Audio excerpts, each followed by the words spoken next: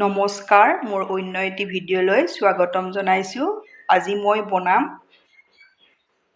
অতি সোৱাদ লগা এটা মিঠাই, যিটো মিঠাই কালাকানৰ টেষ্ট পাব। ঘৰত থকা সামগ্ৰীকেইটাৰে হ'ব। মই মিঠাইটো কিদৰে বনাইছোঁ আপোনালোকে চাই থাককচোন। প্ৰথমতে মই কেৰাহীখনত আধা লিটাৰ গাখীৰ দি দিছোঁ। গাখীৰখিনি মই ভালদৰে উতলাই ল'ম। গেছৰ ফ্লেমটো মই হাই কৰি ৰাখিছোঁ। গাখীৰখিনি উতলিছে, ইয়াতে দি দিম মই চেনি। চেনি আপোনালোকৰ সোৱাদ অনুযায়ী দিব। এইদৰে গাখীৰখিনি মই 5 মিনিট সময় উতলাই ল'ম।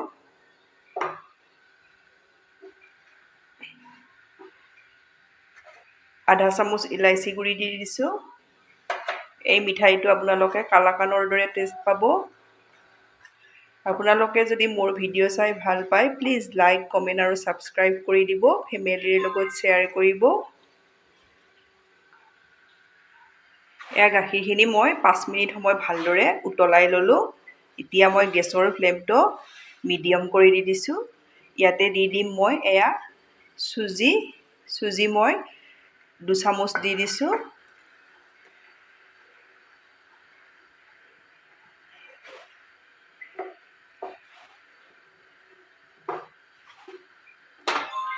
দুচামুচ দি দিছোঁ নাৰিকলৰ গুড়ি।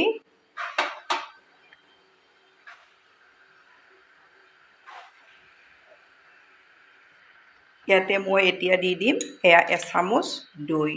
দৈ নাথাকিলে আপোনালোকে নেমু দি দিব।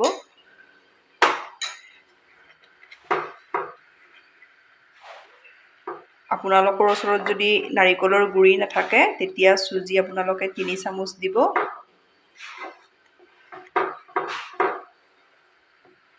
চুজি মই ভজা নাই, কেঁচা চুজিয়ে দিছোঁ। কোনো ধৰণৰ ইয়াত গোন্ধ নাপায়। আপোনালোকে ট্ৰাই কৰিলে গম পাব।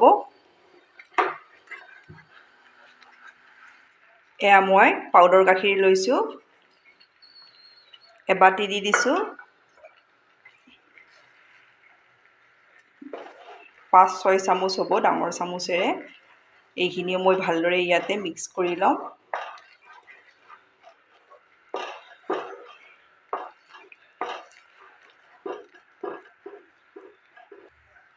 ডাঠ হৈ আহিছে আৰু অলপ ডাঠ হ'ব লাগিব। এতিয়া মই এইখিনি এইদৰে লৰাই থাকিম।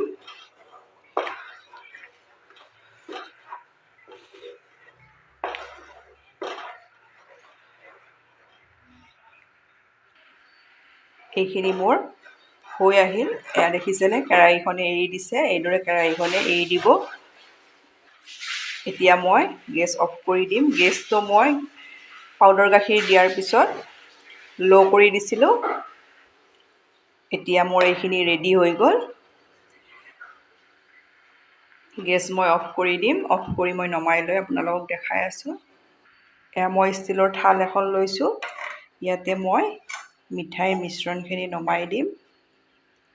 নমাই ল'লোঁ। আপোনালোকে বৰফিৰ দৰে শ্বেপ দিলেও দিব পাৰিব।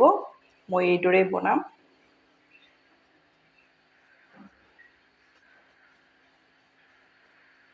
ইয়াত মই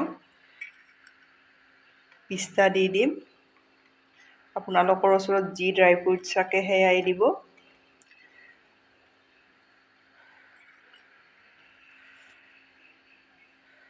এইদৰে মই 15 মিনিট সময়ৰ পাছত মই আপোনালোকক পিচ পিচকৈ কাটি দেখাম। আপোনালোকে ট্ৰাই কৰিব। খুব ভাল লাগে, কালাকানৰ দৰে টেষ্ট পাব। বনাই কেনে পায় মোক কমেণ্টত জনাব।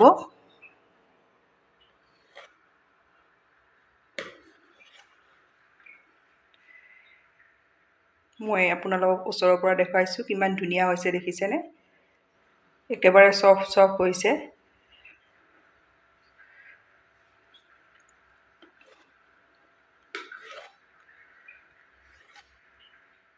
এয়া মই পিচ পিচকৈ কাটি ল'লোঁ। আপোনালোকে ট্ৰাই কৰিব, মই ওচৰৰ পৰা দেখাইছোঁ। খুব ধুনীয়া হৈছে। ট্ৰাই কৰি কেনে পায় মোক কমেণ্টত জনাব। ধন্যবাদ আপোনালোকে মোৰ ভিডিঅ'টো শেষলৈ চোৱাৰ বাবে।